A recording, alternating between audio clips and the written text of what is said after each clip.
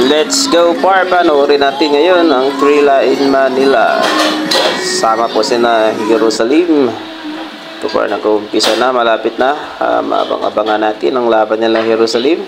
Kasama dito sila Yumar Marshall. Par, si Jerusalem talagang supportahan natin ito.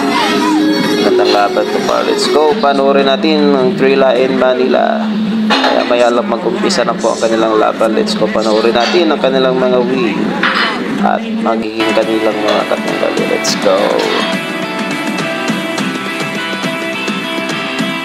Sado na ang Thrilla in Manila Part 2 kasabay ng anibersaryo ng tapatan ni Muhammad Ali at Joe Frazier sa Big Dome. Kabilang sa mga sasabak ang sumalang muna sa weigh-in ang mga lalahok sa historic Box Fest. Una sa listahan ng WBC Strawweight Champion na si Melvin Jerusalem.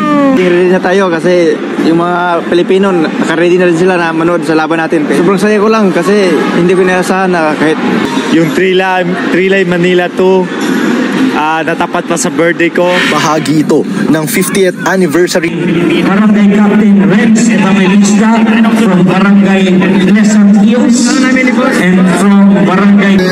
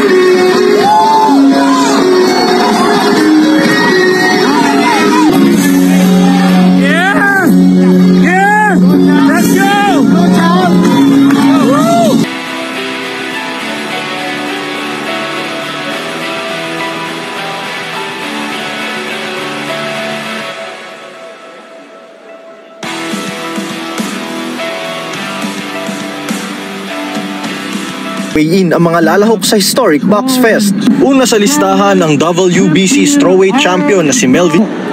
Part of his legacy in creating my own.